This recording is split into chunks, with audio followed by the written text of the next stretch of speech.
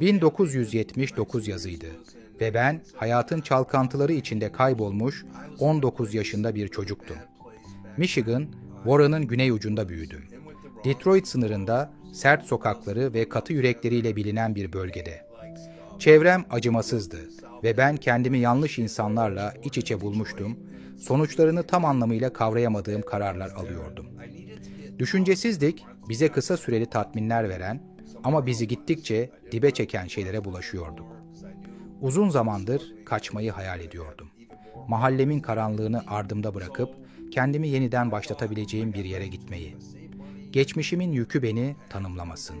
Bunun yerine kendime amaç dolu, istikrarlı ve umut dolu bir hayat inşa edeyim istiyordum. Bunun için para biriktirmiş, eşyalarımı toplamış ve batıya gitmeye hazırdım. Açık alanların, taze fırsatların ve kendimi geçmişimin gölgelerinden uzakta yeniden tanımlama şansının cazibesiyle doluydum. Ama gitmeden önce düşündüm, arkadaşlarımla son bir gece. Sadece bir parti daha.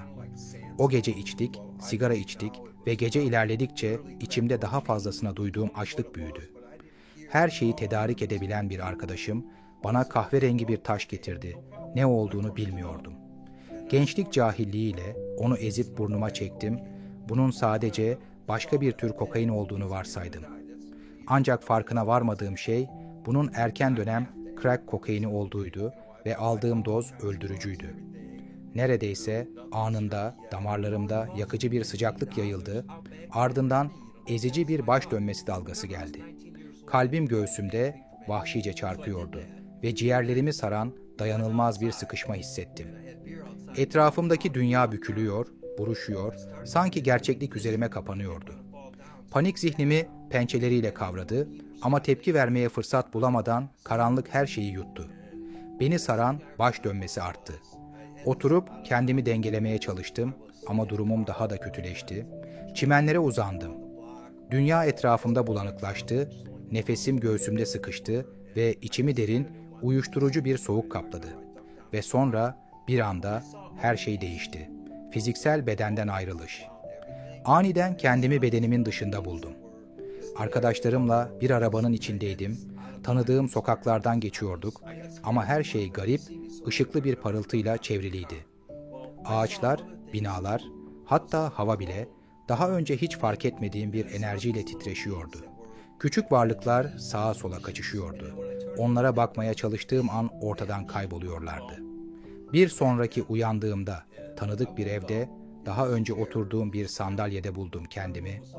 Ama bir şeyler farklıydı. Duyularım tarif edemeyeceğim şekilde keskinleşmişti. Bedenimden yayılan sesleri duyabiliyordum. Her biri birbirinden farklı ama aynı anda uyum içinde çalan büyük bir göksel çanın yankısı gibi bir melodi. Her bir nota kayboldukça kendimi gerçeklikten biraz daha uzaklaşıyor gibi hissediyordum. Evin içinde müzik çalıyordu. The Doors, çok sevdiğim bir grup ama artık bu müzik dayanılmaz hale gelmişti. Daha önce bana enerji veren o güçlü ses, şimdi içimde keskin, delici bir his yaratıyordu. Sadece yüksek sesli değildi. Sanki titreşimleri beni mahvediyor, ruhumu lime lime ediyordu. Bıçağın deriyi kesmesi gibi kesiyordu beni. Sesini kısmaya çalıştım ama ses düğmesine dokunamıyordum. Fişini çekmeye yeltendim ama parmaklarım içinden geçti. Arkadaşlarımı çağırdım ama kimse yanıt vermedi. Mutfağa doğru ilerlemeye çalıştım ama her adım bir mücadeleydi. Sonunda bir sonraki odaya ulaştığımda onu gördüm. Bedenim sandalyede cansız yatıyordu. Beni bir panik dalgası sardı. Çığlık attım.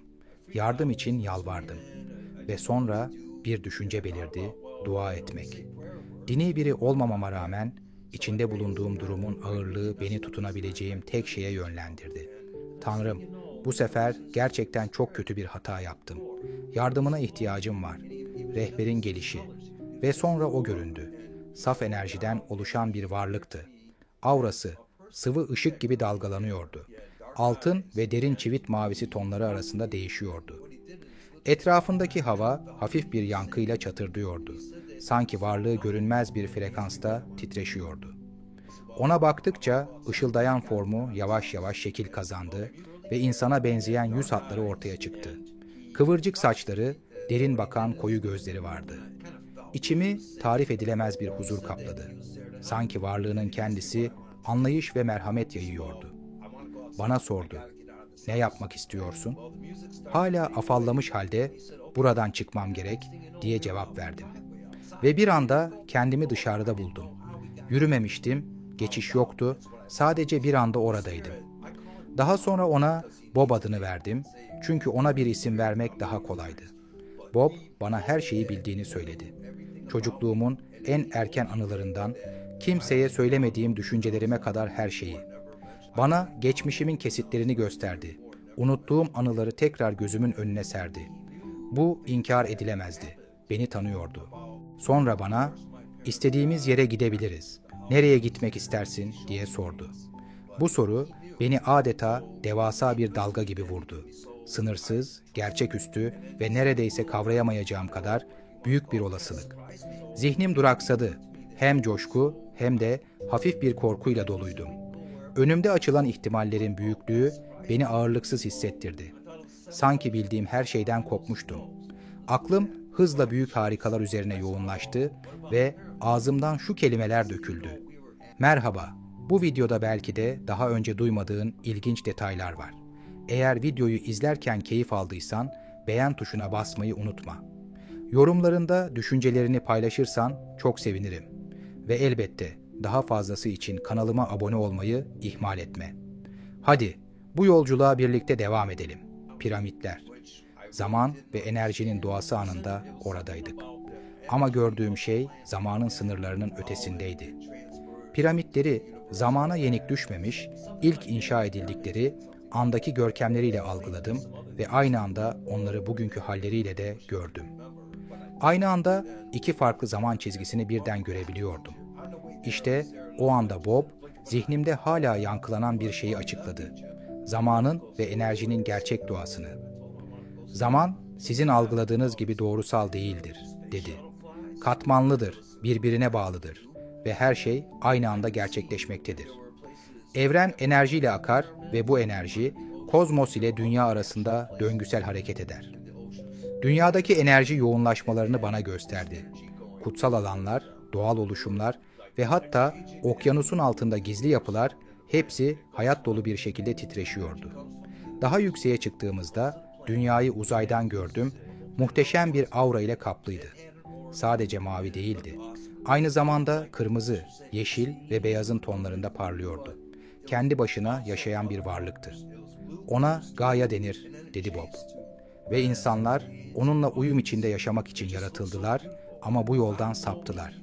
Sularını zehirlediler, topraklarını yaraladılar ve kaynaklarını dikkatsizce tükettiklerinde dengenin nasıl bozulduğunu göremediler.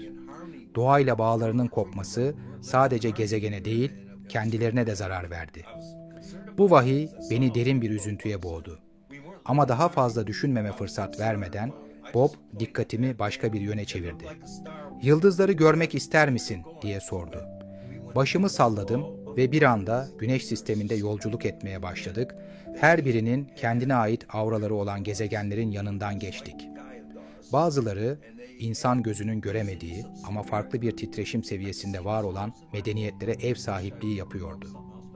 Sonra bir yıldız sandığım şeyi gördüm ama yaklaştıkça bunun başka bir şey olduğunu fark ettim. Derin, mavi ve ışıldayan, mor tonlarında titreşen, eterik bir girdap gibi dönen, devasa, enerji dolu bir oluşumdu. Neredeyse manyetik bir çekim yayıyor, beni kendisine çağırıyor gibi hissediliyordu. Hem aşırı bir merak hem de tarif edilemez bir saygı hissi içimde büyüyordu. Etrafındaki hava derinlerime işleyen duyulmaz bir frekansta titreşiyordu. Bilinmeyene bir davetti adeta. İçine girmeyi, ötesinde ne olduğunu bilmeyi arzuluyordum ama Bob beni durdurdu. "Henüz hazır değilsin," dedi. "Zamanı geldiğinde anlayacaksın." Tanrı hakkındaki gerçek aklımda birçok soru vardı. Sadece varoluş ve bağlantı vardır. Ve sonra ışıktan bir figür belirdi. Geleneksel İsa tasvirlerine benziyordu. Ama varlığı her türlü fiziksel görüntünün ötesine geçiyordu. Mesajı basitti. "Onlara birbirlerini sevmelerini söyle. O zaman her şey iyi olacak. Dönüş. Orada kalmayı ne kadar istesem de bir seçim yapmam gerekiyordu. Bob bana geleceğimden kesitler gösterdi. Sevgi, çocuklar, mücadeleler ve zaferler. Dünyada hala varlığıma ihtiyaç duyulduğunu söyledi. İstemeyerek de olsa dönmeyi kabul ettim. Son bir arınma ile Işık Nehri'ne girdim ve gerçekliğin katmanlarından aşağı doğru inmeye başladım. Bu his daha önce deneyimlediğim hiçbir şeye benzemiyordu. Ilık, akıcı bir enerji bedenimi sardı, yolculuğun ağırlığını üzerimden sıyırıp nazikçe aşağıya yönlendirdi.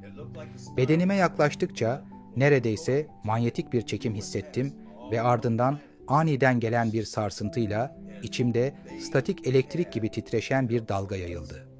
Keskin, duyulabilir bir pat sesi kulaklarımda yankılandı ve fiziksel formuma geri döndüm. Duyularım hızla geri geldi, beni soluksuz bırakan bir yoğunlukla doldu. Dünya aynıydı ama ben sonsuza dek değişmiştim. Değişmiş bir hayat uyandığımda deneyimimi paylaşmaya çalıştım ama şüpheyle karşılandım. İçimde bir öfke kabardı, kimse beni dinlemiyor, kimse gördüklerimi göz önünde bulundurmak istemiyordu. Onların şüphesi içimi derinden yaraladı. Beni izole ve belirsizlik içinde bıraktı. Bu yeni anlayışımda gerçekten yalnız mıydım?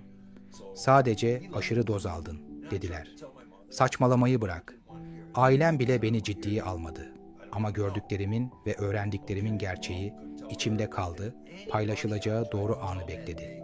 Şimdi, yıllar süren düşüncelerden sonra hikayemi paylaşıyorum, ikna etmek için değil, sadece anlatmak için. Sevgi anahtardır. Tüm enerjiyi birbirine bağlayan güçtür. O, her ruhu, her deneyimi ve varoluşun her anını birbirine ören ilahi bir ipliktir. Sevgiyi kucaklamak bizi korkunun ve ayrılığın ötesine taşır, bizi her şeyi birbirine bağlayan derin birlikteliğe ulaştırır. Onu sadece anlamakla kalmayalım, onu yaşayalım ve böylece kendimizden daha büyük bir şeyin parçası olalım. Yolculuğum boyunca sevgi beni taşıyan akıntıydı. Bana yol gösteren ışıktı ve karşılaştığım her şeyi birbirine bağlayan güçtü. Eğer onu anlayıp kucaklarsak kendimizi sonsuz olanla, evrenin ritmiyle hizaya getiririz. Eğer onu anlayıp kucaklarsak kendimizi sonsuz olanla, evrenin ritmiyle hizaya getiririz. Sevgi anahtardır, enerji sonsuzdur ve varoluşumuz hayal ettiğimizden çok daha muhteşemdir. Bu yüzden kalplerimizi açık tutalım, bizi birbirimize bağlayan derin bağı kucaklayalım ve böylece etrafımızı saran sınırsız güzelliğe uyanalım. Merhaba, bu videoda belki de daha önce duymadığın ilginç detaylar var. Eğer videoyu izlerken keyif aldıysan beğen tuşuna basmayı unutma. Yorumlarında düşüncelerini paylaşırsan çok sevinirim. Ve elbette daha fazlası için kanalıma abone olmayı ihmal etme. Bu nedenle YouTube üyelik programımızı tanıtıyoruz. Bir fincan kahveden daha düşük bir ücret karşılığında YouTube'da yayınlanmamış özel ve reklamsız bölümlere erişebilirsiniz. Konuklarla canlı soru-cevap etkinliklerine katılabilir, bizimle ve diğer ÖYD deneyimleyenlerle doğrudan etkileşimde bulunabilir, canlı etkinliklere katılabilir ve en önemlisi kanalımızın bu önemli deneyimleri dünya çapında ortaya çıkarmaya yönelik sürekli çabalarını desteklemiş olursunuz. Hadi bu yolculuğa birlikte devam edelim.